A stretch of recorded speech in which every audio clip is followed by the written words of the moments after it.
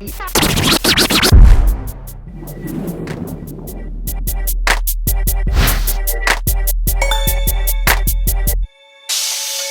landscape of this country is changing due to a deadly pandemic, an economic downfall, political unrest, wildfires, and natural disasters.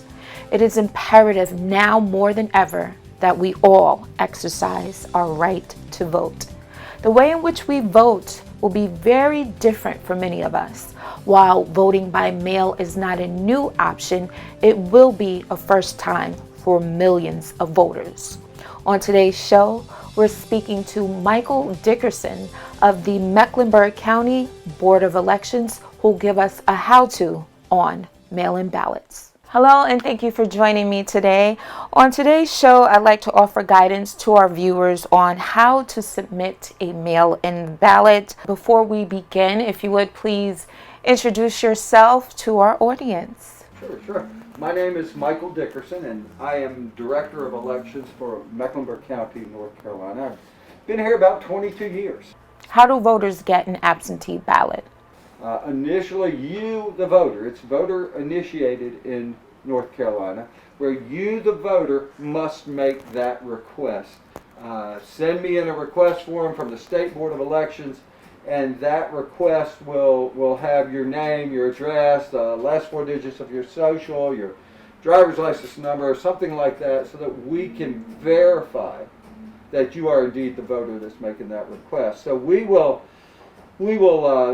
get that ballot in, get that request in, and then we will go ahead and process and make sure you're in the system, make sure you haven't requested one already, do anything different. So that is the first piece. Just to be clear, what is the witness requirement for absentee ballots in North Carolina? First thing, collect a witness. They want to have somebody, a family member, a neighbor, a friend, anybody they want to say, hey, would you be my witness to witness me voting this ballot? They're not going to witness who you voted for, but they want to witness that you were the one putting pen to oval. Now that we have our witness, if you would walk us through the next steps. Once you have that witness, you'll fill in the ovals. You'll vote the front and the back of the ballot. It's a long ballot. It's on 17-inch paper. So make sure you vote both sides of the ballot. And after you vote it, you can review it, make sure it's all good. When you're done reviewing it, fold it back up, stick it back into the envelope that it came with. You're going to sign the envelope that says you voted this ballot, and then you're going to have your witness sign, print their name, and write their address. You're going to have the witness do that on the outside of the ballot application envelope that you'll send back into our office. This verifies it was you that voted it, and the witness is attesting the fact that it was you that voted it. And then you're going to put a 55-cent stamp on it, and then you're going to send it back to us in the post office. You may also walk it into our office. Do it sooner rather than later. What are the eligibility requirements to request a mail-in ballot? All you need to be is a registered voter here in Mecklenburg County. That's the only requirement. In many states, you can't vote in person once you request a mail-in ballot. Is that true for North Carolina? In North Carolina, you can request for the ballot and have it in your hand and say, you know what, I'd rather go vote early. Early voting starts October 15th. I want to go vote early October 15th at one of the early voting sites.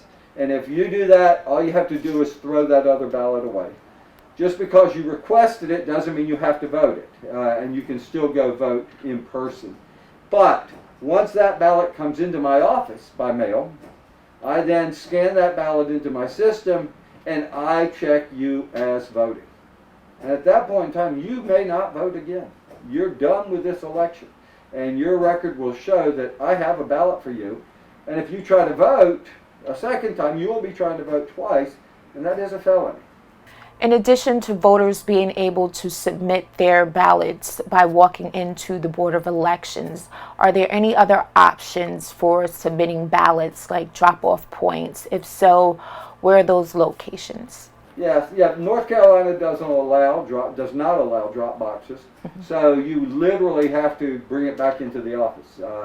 The other place you would be able to take your ballot is to one of the early voting sites as we start early voting on October 15th, and drop it off at the early voting site, and that will be a collection point too. You can't go in and vote again. You just drop that ballot off, and then your voting is done. If you would, give us some reasons or examples why a ballot may be rejected or not counted. The biggest thing will be the witness signature and address, that people will leave that off. And if that's the case, we'll try to get it fixed so we don't reject it. That's our goal. We don't want to reject any of these. How do you get it fixed? Well, that's a great question, because before yesterday, we were going to get it fixed by sending out something called a cure affidavit for a witness.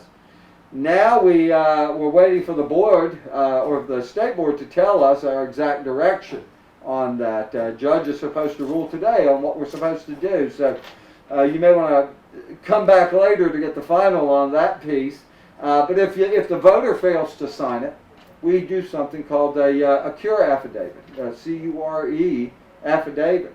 And what we do at that point is we send an affidavit back to the voter and say, hey, you didn't sign this, your absentee ballot. Sign this affidavit so that we can get your ballot counted. And we've given the voter sort of a second chance for the voter to make sure that they have everything complete. How do voters know if their ballot was received? Is there a way to track it? There's something called ballot tracks where you can follow your ballot in the mail stream with an intelligent mail barcode. So it will tell you that. And after we approve those ballots, that information then becomes public record. So somebody could go out and check to see if they actually have already indeed voted their absentee by mail ballot and accepted by the board. Is the tracking method universal, or does it vary by state? Yes, it definitely does. North Carolina, I think, has done a great job this year.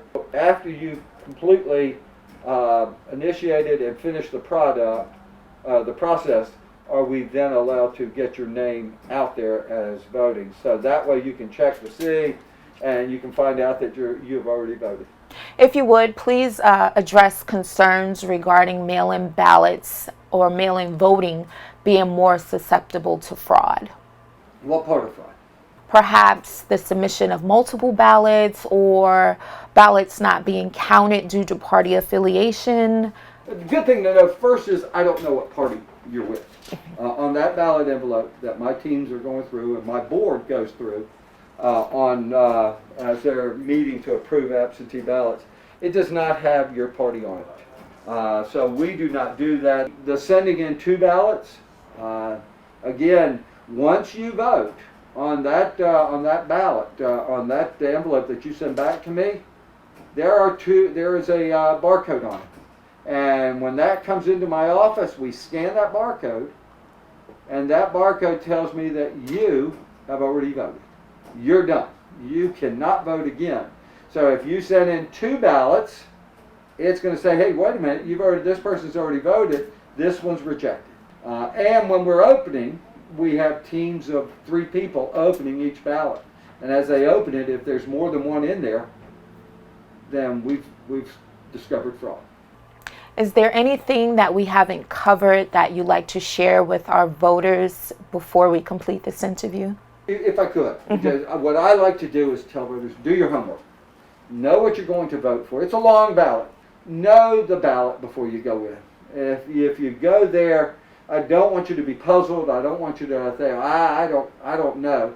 I'm so glad you brought that up, homework. So a lot of people don't know where to find the information, to know who stands for what and how to support the candidates that are most closely aligned to their beliefs. Where do we do homework? How do we do it?